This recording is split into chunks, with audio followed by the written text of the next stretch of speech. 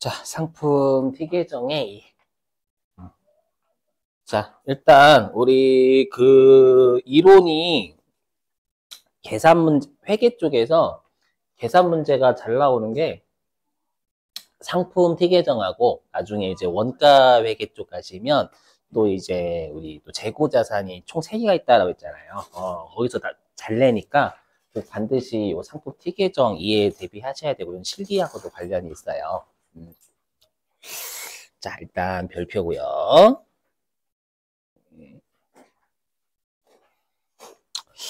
자, 반드시 암기를 하셔야 돼요. 티계정. 자, 근데 아까도 잠깐 언급을 했지만 우리가 상품 티계정은 실지재고조사법의 티계정을 씁니다. 요거 잡으시고. 자, 그럼 우리가 그 상품이 자산이잖아요. 그럼 자산이면 증가가 차변으로 가죠. 지금 하는 건 그냥 안 적으셔도 원래 됩니다. 이렇게 뭐 이렇게 증가한다, 감소한다를 안 적으셔도 돼요. 근데 가급적 연습하실 때는 적으시는 거 권장. 그래서 제가 적은 건 상품은 증가하면 차변으로 증가하고 감소하면 당연히 자산이니까 반대편 대변으로 감소하죠. 자, 그러면 우리가 항상 잔액이라는 건 플러스 잔액이죠, 원칙이. 그럼 기초는 우리가 어디에 있어요? 자산, 기초. 차변에. 잔액이 차변에 있으면 기초 출발점 본인 위치 출발해야 되잖아요. 그래서 기초는 본인 위치, 맞죠? 그리고 기말에는 우리가 자산, 부채, 자본은 다음 연도로 이월시켜야 되죠. 근데 이월시켜야 되는데 우리가 기말에 장부 마감할 때는 차변과 대변의 합계를 일치시켜야 되잖아요. 그렇지? 일치시켜야 되니까 우리하고 기말은 항상 기초하고 반대쪽. 그냥 반대쪽으로 적는 건 여러분들이 반대편에 잔액이 있다라는 게 아니라 그냥 차변하고 대변의 합계를 일치시켜주기 위한 작업이다라고 배웠을 거예요. 자, 보자. 여기 자, 숫자는 예시입니다. 실제로 시험에 나오면 여기에다가 숫자를 넣으시면 돼요. 그 숫자. 자, 보자. 자, 일단 기초에 상품이 300원어치 있다라고 가정할게요. 근데 실지재고 조사법이니까 얘는 전년도에 창고를 들어가서 재고를 센 거예요. 했고 그게 올해 연도 초로 넘어온 재고다라는 뜻. 자, 그리고 이제 상품은 우리가 언제 증가하냐면 매입할 때. 다만 아까 순매입이었죠, 순매입. 요거 아이고 맞지? 36페이지였죠? 아까 순매입. 그래서 언제 증가한다, 순매입. 언제 증가한다라고 했냐면 일단 그냥 매입한 총액, 그죠? 총액에다가 취득 부대 비용 더하고, 왜냐면 취득 부대 비용 더하면 우리가 상품을 1,000만 원 주고 사왔는데 내가 운반비로 10만 원 지출하면 상품은 다 해서 우리가 판매할 수 있는 상태로 만들기 위해서 다 해서 10만 원 주고 상품 사온 거잖아요. 맞죠? 더하고 아까 매입, 애누리, 매입 환출, 매입 할인은 우리가 계산 문제 풀 때는 매입액이 차감한다라고 했죠. 지금 계산 문제 푸는 거니까 차감. 요거 얘기하는 거 순매입 위에 있는 여기 첫 번째 점. 그래서 이게 이 뜻입니다. 단기의 상품을 매입하면 증가하는 사유. 그래서 700원어치의 단기의 상품을 순매입했대요. 그러면 자, 전년도로부터 넘어온 상품이 300원어치가 있고요. 올해 상품을 매입한 게 700원어치가 있습니다. 그러면 상품 창고에는 1,000원어치의 상품이 있는 거죠. 그러면 이 1,000원을 우리가 뭐라고 하냐면, 뭐 시험에 한두 번 냈던 적이 있어요. 뭐냐면, 판매 가능 상품 금액 또는 상품이 재고 자산이니까 판매 가능 재고 금액 이렇게 불러요. 그러니까 최대로 판매할 수 있는 상품은 1,000원어치가 되는 거잖아요. 그 뜻. 자, 근데 우리가 실지재고 조사법 있죠. 실지재고 조사법은 판매한 걸 기록 안 한다라고 했어요. 기말에 창고를 들어가서 재고를 막 셉니다. 그래서 기말 재고가 먼저 튀어나와요. 실지재고서법은. 그럼 우리가 이제 기말은 항상 기초하고 반대편, 차변, 대변 합계 일치시켜주기 위한 단순 작업. 그래서 반대편. 얘부터 먼저 1번이다라는 거, 얘부터 먼저 나온다라는 거예요. 판매한 걸 기록 안 하니까. 그래서 기말에 상품 창고를 들어가 가봤어요. 갔더니 200원 어치의 상품이 남아있는 거죠. 그죠? 남아있는 겁니다.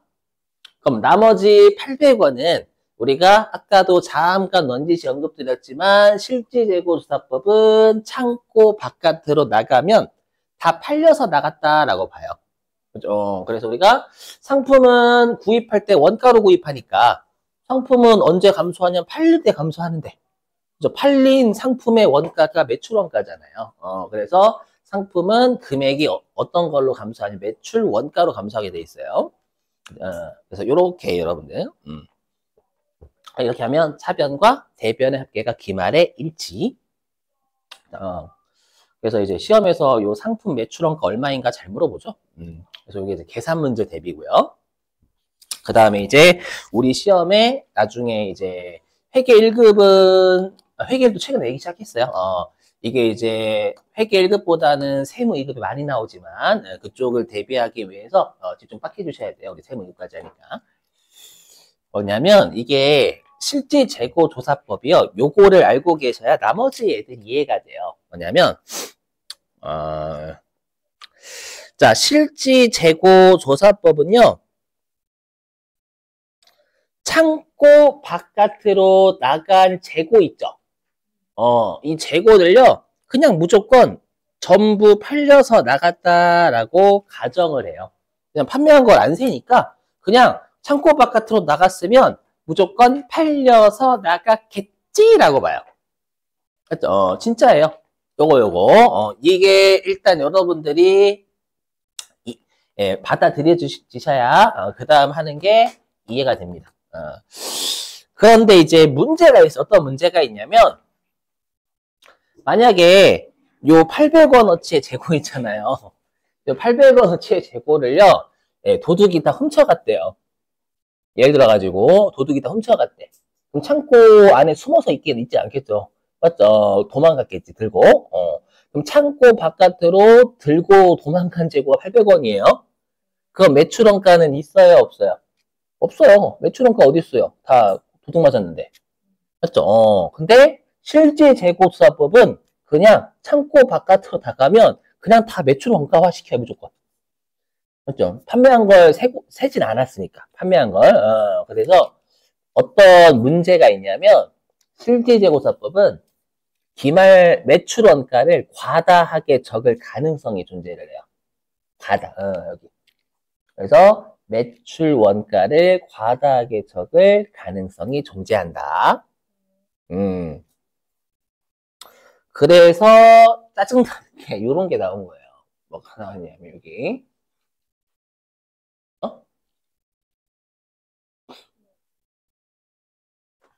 자, 잠깐만.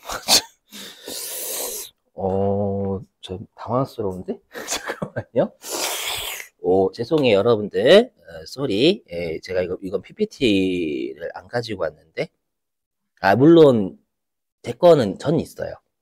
부럽죠? 네, 미쳤나봐.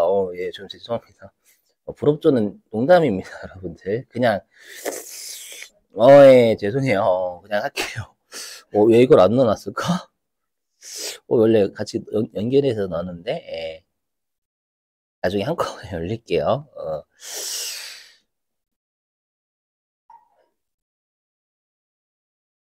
왜 이걸 이렇게 놨지? 그러니까요. 자, 보실게요. 소리요. 이건 여기 보세요, 여러분들. 네. 그때 좀 해야지. 그죠? 지금 할게요. 많이 당황스럽네?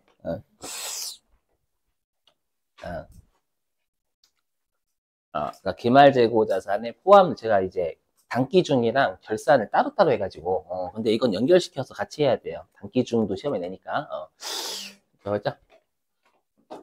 자, 기말 재고 재산에 포함될 항목의 결정이고, 요게 최근 들어서 회계 1급에 내기 시작하고요. 세무 2급은 잘 내고요. 보자.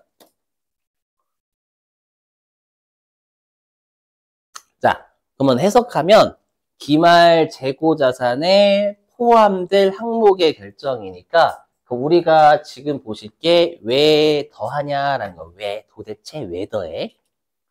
그리고 그러한 항목이 있다면 어떤 게 있는지. 보자. 자, 방금 사례에서 기초 상품이 300원, 그 다음에 단기 상품의 순 매입액이 700원. 자고로 여러분 없어요. PPT 제가 올린 거예요. 없어요. 예, 쏘리. 그죠, 그럴 수도 있죠. 그죠, 감사합니다. 우리가 이제 실질 재고 사법은 기말에 창고 먼저 들어간다라고 했죠. 그래서 기말에 상품 창고를 들어가 보니까 200원어치 재고가 있었어요. 그럼 나머지가 다 매출 원가 이렇게 했었죠. 이렇게. 예. 자, 근데 제가 방금 어떻게 설명했냐면 얘는 실제로 팔린 게 아니다. 자, 여러분들 그럼 매출 원가 맞는데? 일단은 예.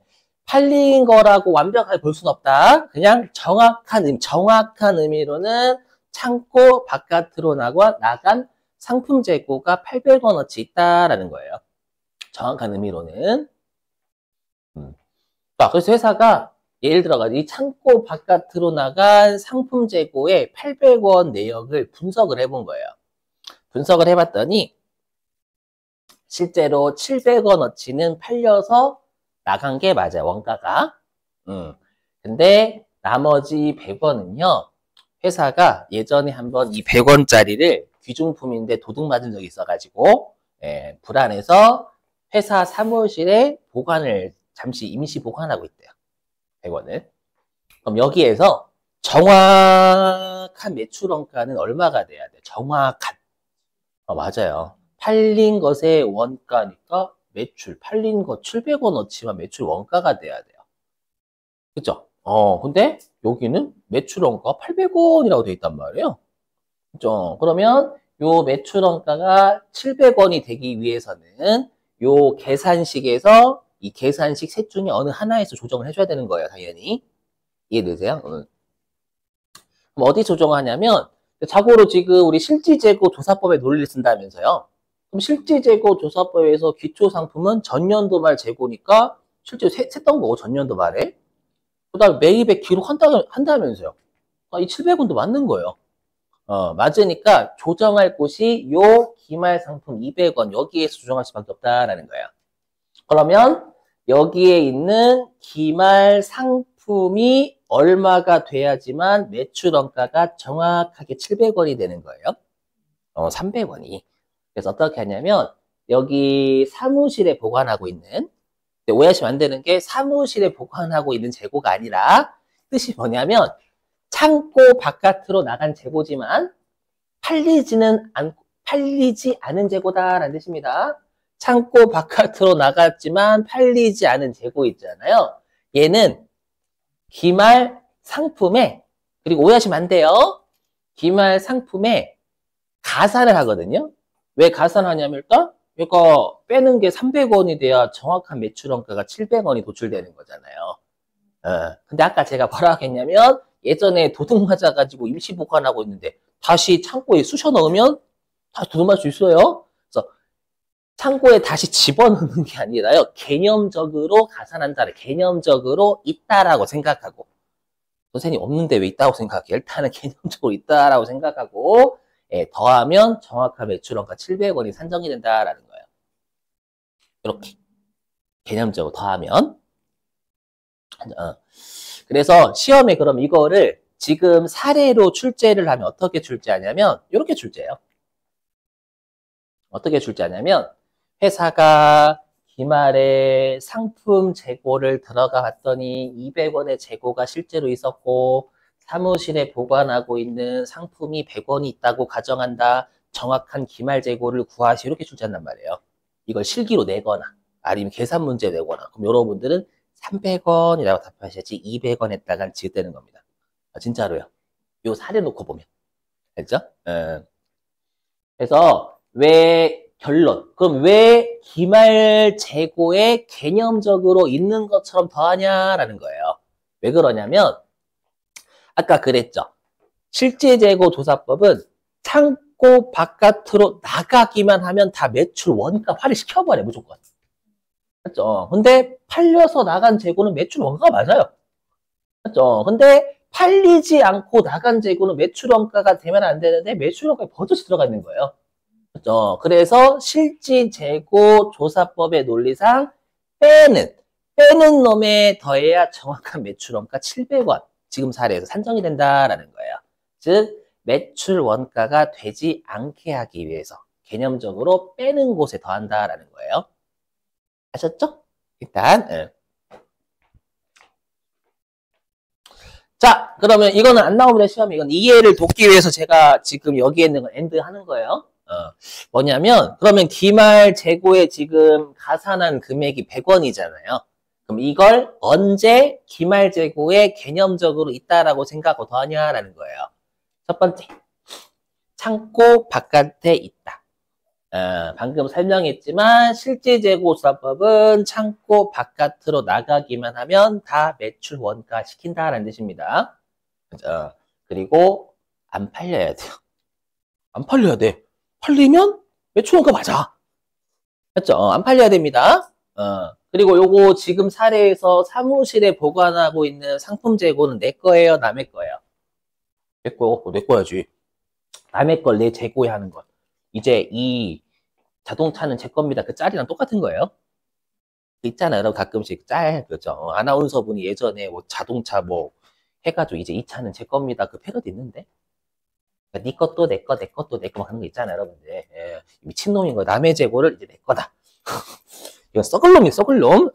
그래서 당연히 내 재고해야 돼요. 알죠?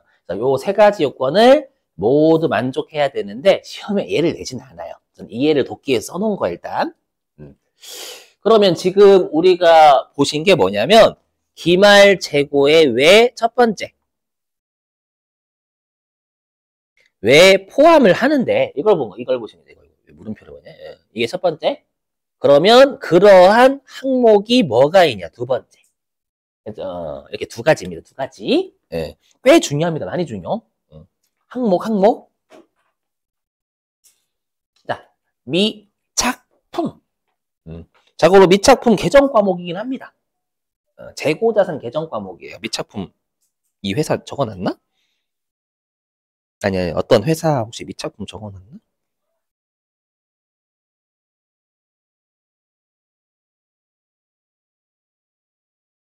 여기 있네. 미착품 이렇게 있죠. 미착품. 차기 도착하다 할 때 촉이래 뭔 소리야? 차기예요. 네, 아직 그러니까 미수금 할 때 미자가 아직 미자잖아요. 아직 도착하지 않은 상품 재고. 그 뜻이에요, 뜻. 네. 물론 우리 시험에는 미착품으로 할 것이라고 할 때만 하시면 돼요. 그렇죠? 자, 아무튼 미착. 그러면 아직 도착하지 않았다라는 거예요. 제가 이제 만약에 예를 들어가지고 비타민을 배송시켰대. 비타민. 배송을 시켰는데 아직 우리 학원에 안 온 거예요. 그럼 안 왔으면 지금 너한테 갖고 있으니 전화 좀 하지 마라는 거잖아요.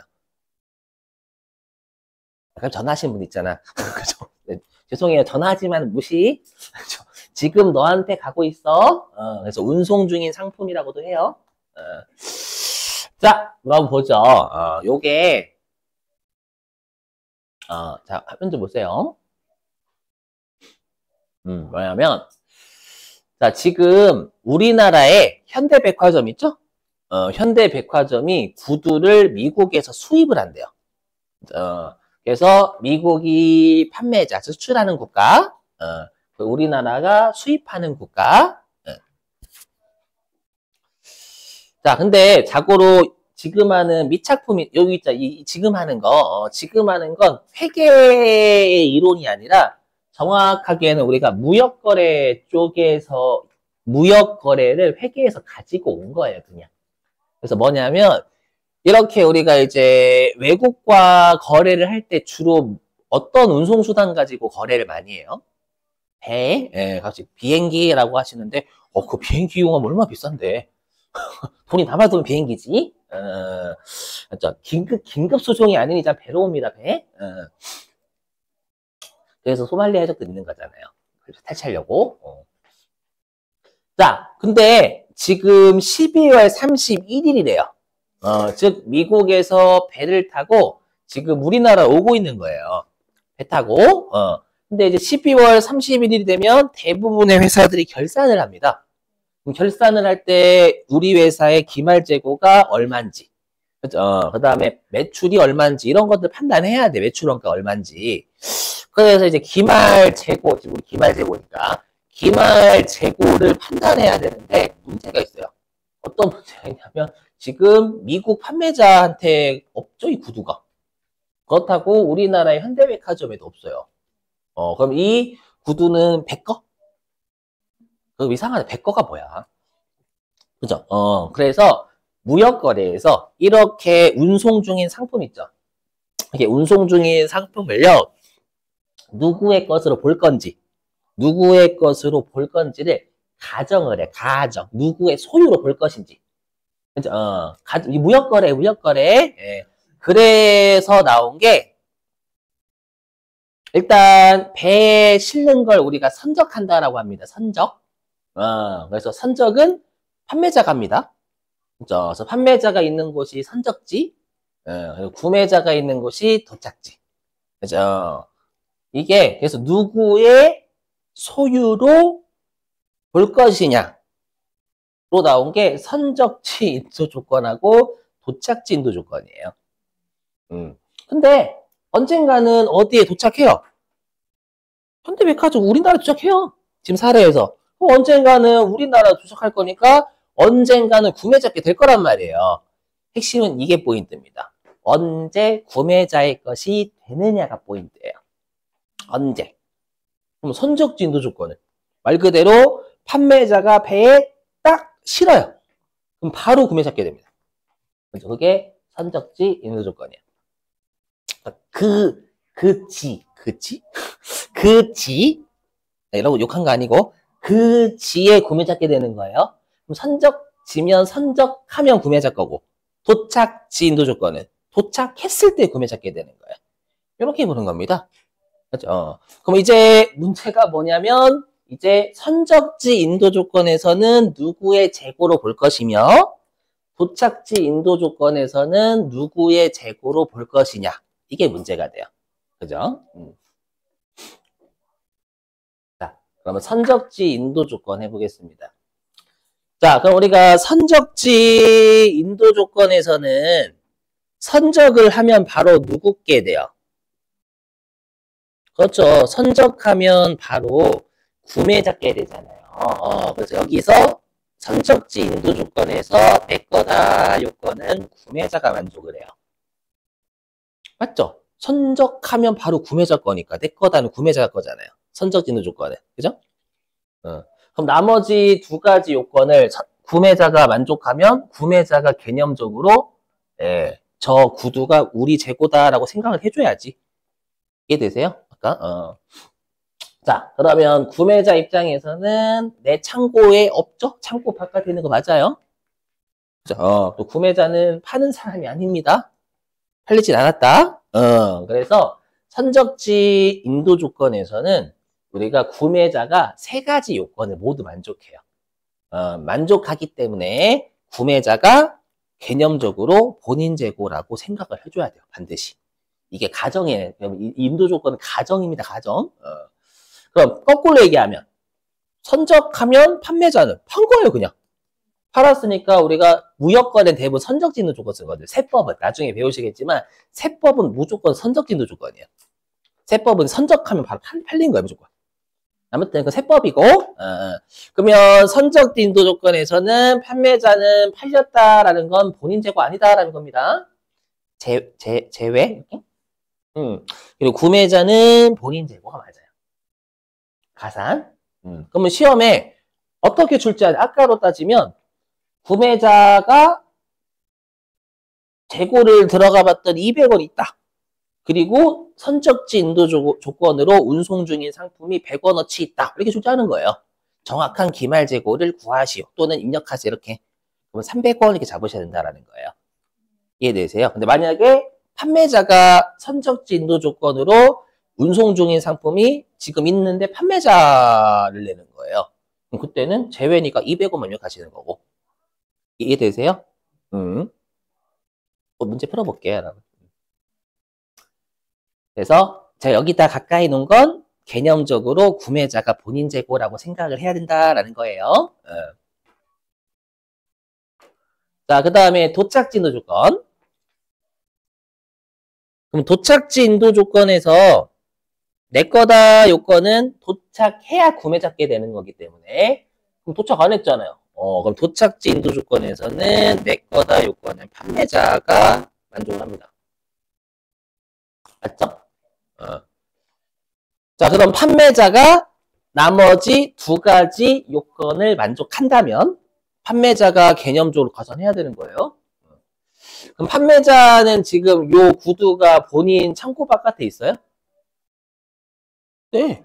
배 있잖아요. 네. 본인 창고에 없어요. 그리고 도착지 인도 조건은 도착했을 때 구매자 거다라는 건 판매자는 도착했을 때 판 거예요. 이해되세요? 근데 아직 도착 안 했으니까 아직 안 팔린 거, 도착지 인도 조건. 그죠? 그래서 우리가 도착지 인도 조건은 판매자가 세 가지 요건을 모두 만족해요. 그렇죠? 그래서 판매자가 개념적으로 이 구두를 본인 재고라고 생각을 해줘야 돼요. 그렇죠? 그리고 구매자는 네, 도착 아직 안 했으니까 그렇죠? 본인 재고가 아닙니다. 이렇게. 그래서 이 선적지 인도 조건하고 도착지 인도 조건이 제일 어려운 게 왜 까다롭냐면 네 가지를 알아야 돼요. 선적지 인도 조건, 도착지 인도 조건 두 개. 거기에 내가 판매자이냐 구매자냐 두 개. 그럼 2 곱하기 2니까 네 가지 경우가 생겨요. 그죠? 그걸 답한다면 사람 죽습니다. 반드시 죽게 돼 있다. 그래서 결론부터 말씀드리면 그냥 얘만 알고 계시면 돼요. 내 거다 요건만 따지시면 됩니다. 선적지 인도 조건 같은 선적지 도착지 인도 조건을 보세요.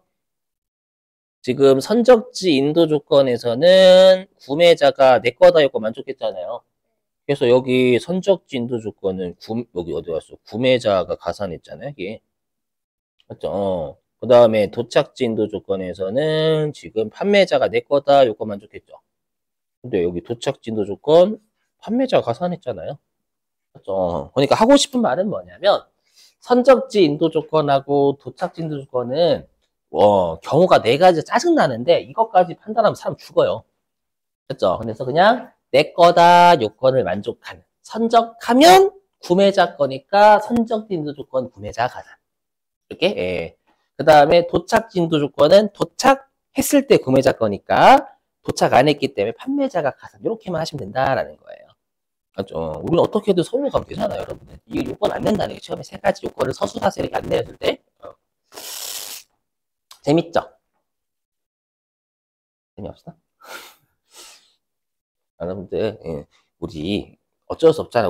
우리나라 시험은 위로 올라갈수록 난이도가 올라가. 그래서 쉬운 것만 하면 인생이 어떻게 되는 거예요? 그죠? 인생이 재밌긴 하지. 그렇죠? 인생이 재밌다? 그죠? 재밌긴 한데, 인생, 나만 재밌어. 그죠? 근데 내가 좀 어느 정도 사회적인 위치를 좀, 이렇게, 그죠? 우리나라의 그 나라에서 태어나서 그 나라의 문화를 이런 얘기 왜 하는 거냐? 그 나라의 문화를 받아들여야 되잖아요. 그렇죠? 우리나라는 어쩔 수 없어요. 자격증이 높을수록 사회적으로 우대를 받죠. 우대란 돈으로 후드려 패는 거예요. 돈으로. 그죠? 그러니까 이걸 받아들이셔야 돼. 그래서 가끔씩 어려우면 바로 포기하시는 분들이 계시는데 그러면 어떻게 해요? 그렇죠? 어려운 걸 내가 원하는 것만 하면 그죠? 이거 해야지 이런 거. 우리 세무 2급까지 붙으면 여러분들이 이제 기본적인 취업하실 확률이 많이 올라간단 말이에요. 진짜로. 그러니까 한 달만 고생하세요. 빡세게. 진짜로. 자, 그다음 위탁 판매 할게요. 자, 위탁 판매는 뭐냐면 위자가 우리 위임하다라는 말씀, 위임하다. 그러니까 뭔가를 내가 넘기는 거예요. 넘기는 거. 그죠? 위임장. 그러잖아요. 상대방한테 위임하다. 그래서 위탁 판매는 뭐냐면 대신 팔아줘라고 부탁하는 판매를 위탁 판매다라고 해요. 그죠? 자, 한번 사례 들어볼게요. 뭐냐면 옛날이라고 생각해줘. 옛날. 뭐냐면 제가 진짜 어렸을 때 있죠. 많이 강조해요. 진짜 어렸을 때요. 저 진짜 많이 어렸을 때, 그 온라인 서점이 없었어요. 온라인이 없어요. 서점이 없어. 그래서 제가 시골에서 태어났으니까 무조건 시내 나가서 예, 서점에서 사야 돼요. 책을. 예, 진짜로요. 대신에 좋은 점은 네, 놀러 예, 부모님 같이 갈 거 아니에요? 그러면 도중에 맛있는 거 사 먹고. 아무튼 예, 그렇게 갔었어요. 하고 싶은 말이 뭐냐면 그러면 뭐 지금에야 여러분 온라인이니까 굳이 내가 서점을 차릴 필요가 없잖아요. 그죠? 근데 내가 만약에 그 서점 내가 만약 책을 팔고 싶어. 옛날에 책을 팔고 싶은데 온라인이 없잖아. 그죠? 없으니까 내가 땅값이 만약에 강남에서 내가 책을 썼는데 인기가 진짜 많아요. 그럼 강남에 지어요? 서점 지어요? 그건 좀 안타까워요. 왜냐하면 우리가 그 한강분인가요? 맞죠? 이번에 그 노벨 그죠? 노벨 문학상 받으신 분 그죠? 물론 그분 비하 발언 아니 오해하지 마시고 항상 이런 거 해야 돼. 예. 자, 근데 그 갑자기 이제 한 일주일 동안 막 붐 벌었잖아요. 붐. 그 사람이 막 가가지고 사시고 예, 그러다가 열개도 싣고 이렇게 맞죠? 그러니까 언제 내 책이 또 안 팔릴지 모르는 거예요.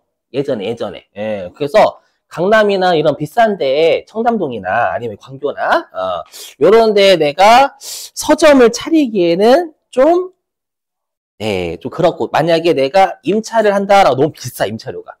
그렇죠? 그래서 요 갑이라는 사람이요. 어쩔 수 없이 강남에 있는 교보문고한테 전화를 한 거예요. 교보문고한테 전화해서 제가요 이 책이 있는데 이 책 좀 대신 팔아주시면 30%는 수수료 드릴게요. 이렇게 팔 수 있잖아요. 그러면 요 갑은 나중에 내가 굳이 서점을 차리거나 임차를 하지 않아도 되고, 그죠? 그 다음에 교보문고는 수수료 먹어 좋고, 그죠? 옛날에 누이 좋고 매부 좋고, 그죠? 그래서 이렇게 대신 팔아달라고 요 갑이라는 사업자 있죠. 우리 지금 법이 나오니까 갑이라는 법인이 교보문고한테 책을 예를 들어 가지고 100권을 보냈다라고 가정. 책 맞나? 책이구나. 책을 보냈대요. 그럼 아까 실지 재고 조사법에 따르면 무조건 창고 바깥으로 나가는 순간 다 매출 원가화가 된다면서요. 그러면 이 책 100개가 다 매출 원가화가 돼버려요. 맞죠? 창고 밖 나갔으니까. 만약에 교재가 딱 100권 있대, 갑이. 100권 있어. 그럼 나중에 창고 들어갔을 때 없을 거 아니야, 하나도. 그럼 나중에 다 팔려서 나갔겠지? 이렇게 보는 거예요. 실지 재고 조사법 무조건이요. 이해되세요? 그리고 이제 교보문고와 같이 대신 팔아주는 부탁을 받았다라고 해요. 수탁자라고 합니다. 대신 부탁을 위임했다라고 해서 위탁자라고 하고요. 갑을요. 그런데 이제 교보문고한테 12월 31일 날 전화를 했어요. 전화를 했더니 교보문고한테 혹시 몇 권 남아있나요? 했더니 교재가 참 인기가 많아서요. 99권은 99권은 팔렸습니다. 근데 아직 한 권은 제가 창고에 보관 중입니다. 라고 교보문고가 알려주는 거예요. 그러면 실제로 우리가 팔린 건 99개잖아요. 근데 난 분명히 100개를 다 매출 원가화 시켰단 말이야. 그럼 99권만 매출 원가 될 거 아니에요. 맞죠? 그래서 아까 어떻게 했어요? 다 매출 원가가 되는데 지금 사례에서 한 권은 매출 원가 되면 안 되잖아요. 맞죠? 그래서 이 한 권의 교재는 갑 거죠. 그래서 갑 얘기하는 갑 거. 그러면 가끔씩 선생님 얘 거 아니에요. 저랑 싸우자는 거예요, 진짜로. 수탁자가 이제 물건 대신 팔아주니까 이제 이 책은 제 겁니다. 양아치인 거 양아치. 얘는 수수료만 먹는 사람이고 갑의 것을 받아서 대신 팔아주는 거잖아요. 실제로 갑 거예요. 그런 생각 가지신 분이 꽤 가끔씩 계시더라고요. 아니에요. 위탁자인 갑 거고 그 다음에 갑 입장에서는 본인 창고에 없고 수탁자 창고에 있죠. 그리고 수탁자가 안 팔았잖아요. 창고에 보관 중이다라는 건. 안 팔았으니까 그 한 권의 교재는 실제 위탁자 갑의 창고에는 없지만 갑의 창고에 개념적으로 있다라고 한 권을 더해야 실제로 팔린 99권만 매출 원가가 되는 게 맞다라는 거예요. 논리 이해 되셨어요? 받아들여주면 안 될까? 창고 바깥으로 나가면 다 매출 원가 시켜요. 실질조사법은 진짜. 자, 근데 여러분들이 그럼 여기에서 얘가 또 어디에서 또 나오냐면 얘가 50페이지에서도 나와요. 아닌데? 50페이지가 아니라 어디지? 60페이지인가? 얘가 60페이지에서도 나와요. 같이 알고 계셔야 돼. 제가 좋아하는 말이 시너지거든, 시너지. 우리는 고통스럽지만 같이 해야 그만큼 복습하는 횟수가 줍니다. 그러면 지금 언제 위탁자의 재고에 가산을 했냐면 여기 교보문고가 창고에 보관 중일 때 가산했잖아요. 맞죠? 그래서 여기 수탁자가 창고에 보관 중일 때 그리고 말장난 조심하셔야 됩니다. 이거 어떻게 장난치냐면 수탁자의 재고에 가산한다라고 장난칩니다. 수탁자가 창고에 보관 중일 때 수탁자의 재고에 가산한다. 이 장난쳐요. 위탁자 거에 그거 조심해야 돼요, 여러분들. 낚여보면 정말 성질나요. 이게 있잖아요, 여러분. 낚시, 그죠? 그래도 제일 기분 나쁜 게 내가, 모르겠다라고 하면 틀리면 받아들이겠는데, 자신있게 딱 찍어서 자신있게 딱 하고, 아씨, 맞았네. 틀린 거야. 그게 제일 성질나잖아요. 자신있게 풀었는데 틀렸어. 제일 성질나죠? 제가 그렇지. 맞죠? 그렇잖아요, 다들. 그래서 이런 걸로 장난친단 말이에요. 한두 개씩만 다 바꿔가지고 말을. 그렇죠? 그래서 이론은 정말 꼼꼼하게 보셔야 돼요, 여러분들. 이렇게 막 장난쳐요. 쭉 앞에는 맡겨주다 뒤를 막 살짝 틀어가지고. 그럼 위탁자는 수익을 언제 인식하냐면 수탁자가 고객에게 99번 팔았을 때. 돈 받았을 때 아니에요. 수탁자가 돈 줬을 때 아닙니다. 발생주의, 발생주의. 그래서 수탁자가 고객에게 판매했을 때 이때 위탁자가 수익 인식하는 거예요. 수탁자를 수수료 수익 인식하면 되는 거고. 되셨죠?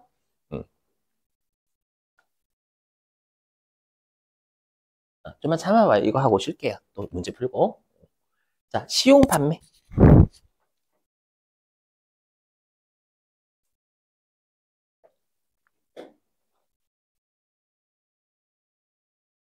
자, 시용이 뭐냐면 시자가 우리 시험 삼아 할 때 시자예요. 시험 삼아. 시자고 용자는 쓸 용자, 사용하다 할 때 용자입니다. 그럼 시험 삼아 사용해 보게 하는 판매. 제가 대학교 시절 2년 전 네, 대학교 시절 제가 대학교 때요. 어떻게 막 지나가면 그 정수기를 이렇게 파셨어요.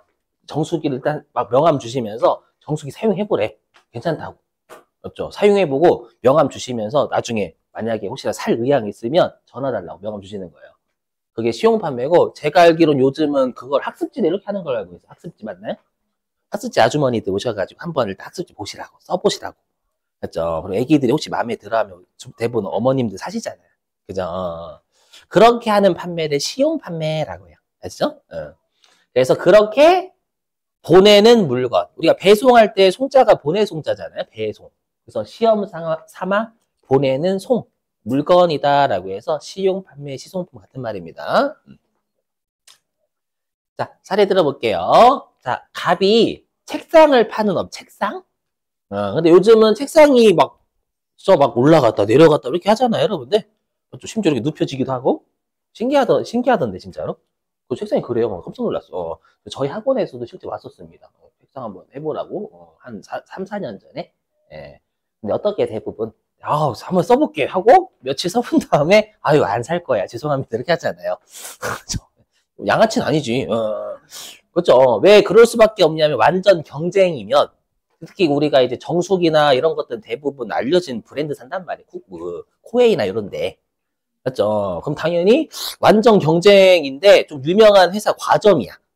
그럼 우리의 인기 있는 상품을 우리가 판매하기 위해서는 걔네들보다 성능이 괜찮습니다라는 걸 보여줘야 돼요. 그렇죠? 그래서 일단 요 사람이 고객 50명 있죠? 50명의 고객을 다 만나면서 예, 책상 한번 써보시라고 일주일 동안. 그죠? 그리고 마음에 드시면 전화 주세요. 라고 하고 50명의 고객에게 책상을 하나씩 50개를 전부 보낸 거예요. 그러면 실지재고 조사법은 창고 바깥으로 나가면 다 매출 원가시킨다면서요. 50개가 다 매출 원가화가 돼요. 실지조사법은. 책상이 50개밖에 없다면 창고 안에 들어갔을 때 책상이 없을 거 아니에요. 그럼 다 팔렸겠지라고 보는 거예요. 무조건. 그죠? 근데 그 49명 49분 49분의 고객은 책상이 괜찮다고 갑자기 예, 요거 자세도 잘 교정해주고 그래서 사겠대. 저 괜찮다고. 네, 그래서 49분의 고객께서는 사겠다라고 전화를 주신 거예요. 그럼 우리가 시용 판매는 언제 발생주의잖아요. 돈 받았을 때 아니에요. 언제 수익을 인식하냐면 구매 의사 표시했을 때. 그렇죠? 구매 의사를 표시했을 때 수익이 발생했다라고 봐요. 중요하다. 현금주의 아니에요, 여러분들. 근데 한 분의 고객은 거절하시는 거예요. 뭐냐면 책상을 네, 이렇게 책상을 파란색을 보냈대요. 파란색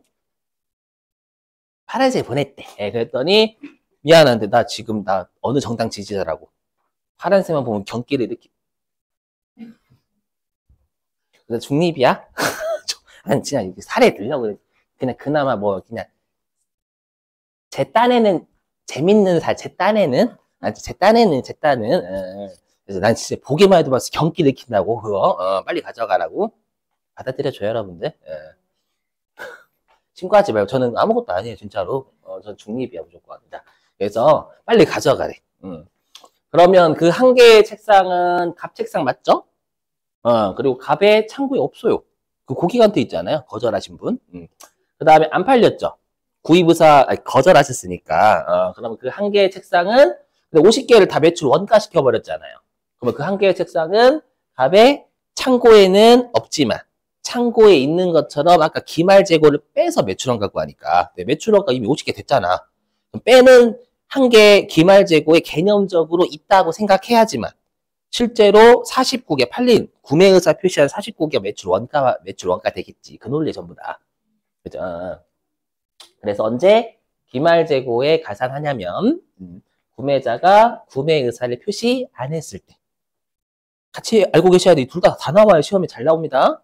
그럼 언제 시용 판매한 사람은 수익 인식하냐면 구매자가 구매 의사를 표시했을 때 수익 인식하면 돼요. 이렇게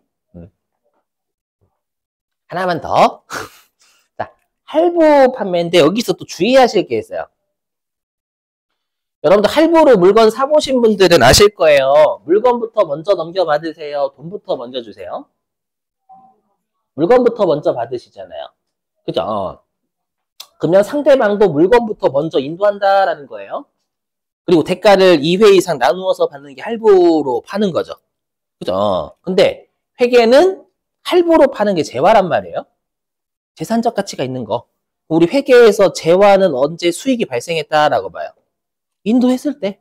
대가 받았을 때가 아니에요. 그럼 인도했을 때 수익을 인식한다라는 건 인도하면 팔렸다라고 보는 거예요. 전부 다. 팔렸다니까 그거 내 거야지 아니에요. 아니에요. 아니니까 중요한 게 뭐냐. 할부 판매는 인도할 때 수익을 장부에 기록하잖아요. 그 말은 수익이 장부에 기록한다라 이제 내 거 아니고 상대방 구매자 거다라는 거예요. 그래서 무조건 판매자의 재고가 아닌데 시험에는 여러분들 낚아야 되니까 어떻게 장난치냐면 30%는 아직 회수하지 못했음. 이렇게 장난쳐요. 대가의 30%는 회수하지 못했음. 이렇게 주는 건 30% 한 번 더 해볼래?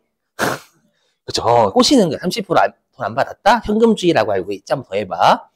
이렇게 하면 큰일 나는 거예요. 그렇죠? 그래서 대가를 받든 안 받든 상관없어요. 인도하는 시점에 수익 다 잡으니까 전부 다 내 재고가 아니라 남의 재고가 되는 거예요. 그래서 가산하면 안 돼요. 되셨죠? 자, 그러면 문제 풀고 쉴게요. 실제 문제가 최근 게 있을 건데,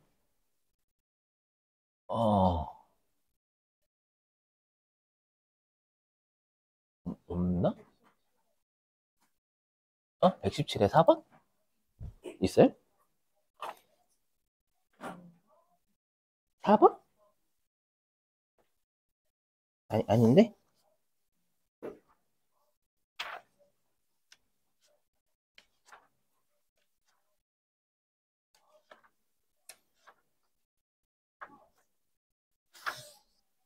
그럼 제 유인물로 할게요. 어. 자, 제 두꺼운 유인물. 계정 과목 정리 아니다.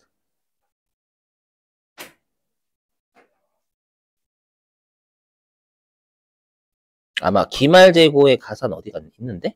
여기 있다, 여기 있다, 여기 있다. 어디냐면 32페이지.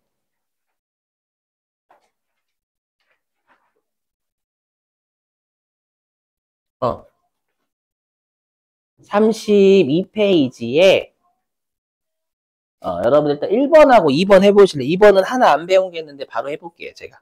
네, 그래도 맞출 수는 있어요. 1번 계산 문제, 2번 말 문제. 최근에 실기 한번 냈고.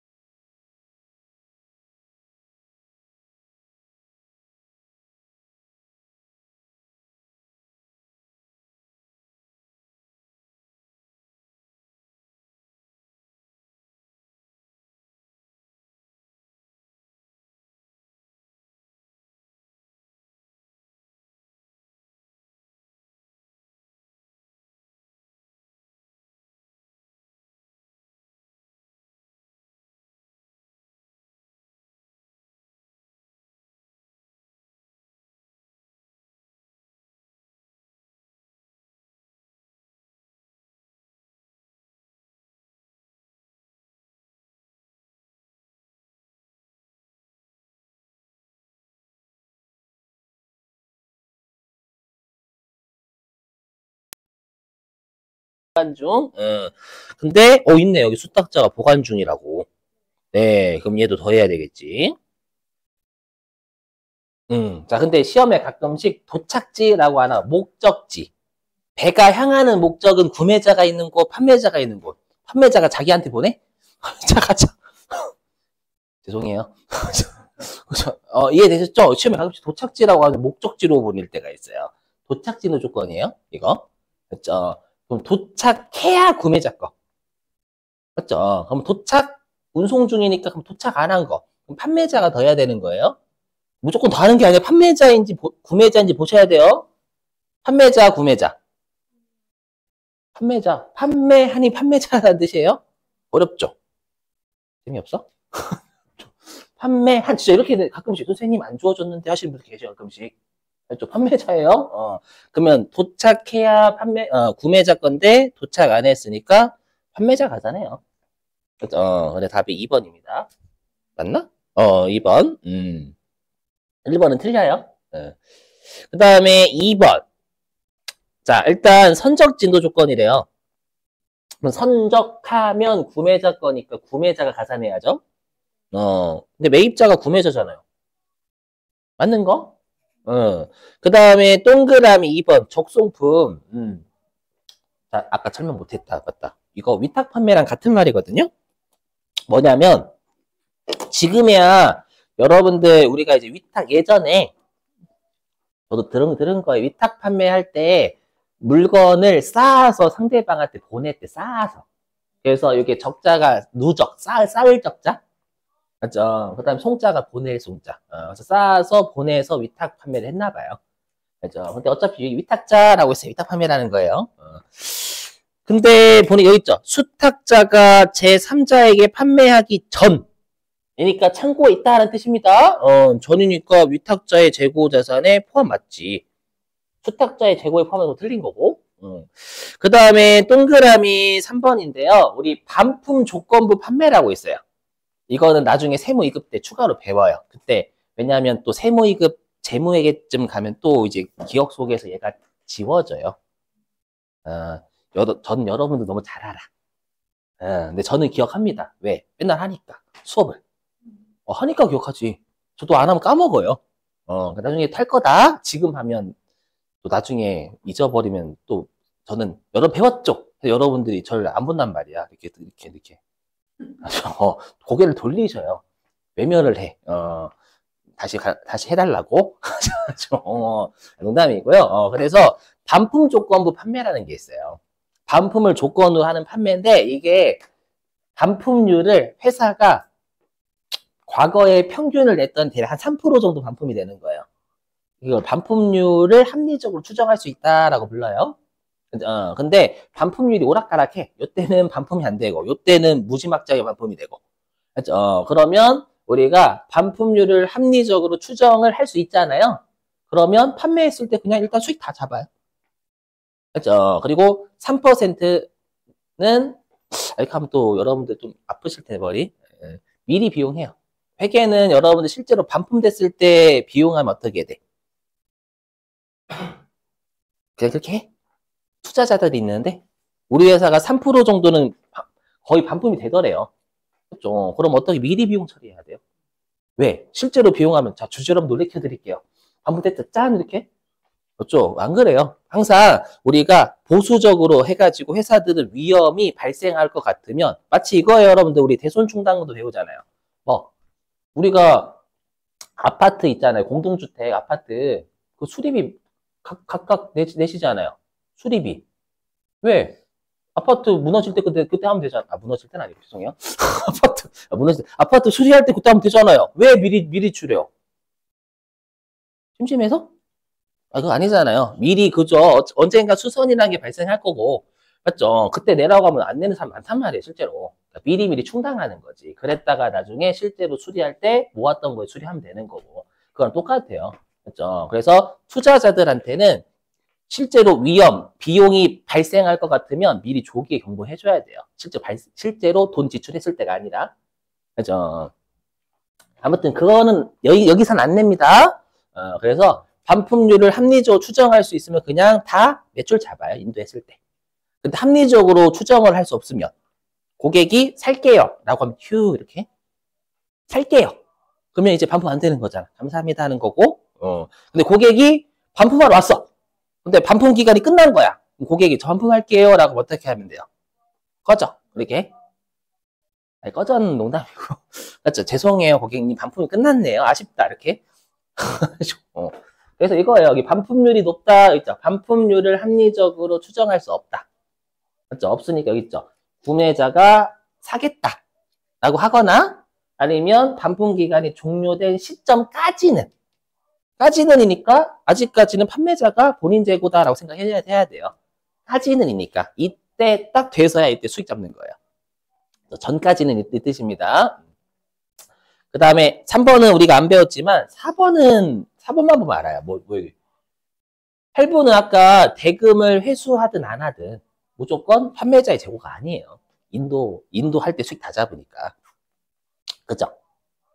됐어요? 답이 4번. 네.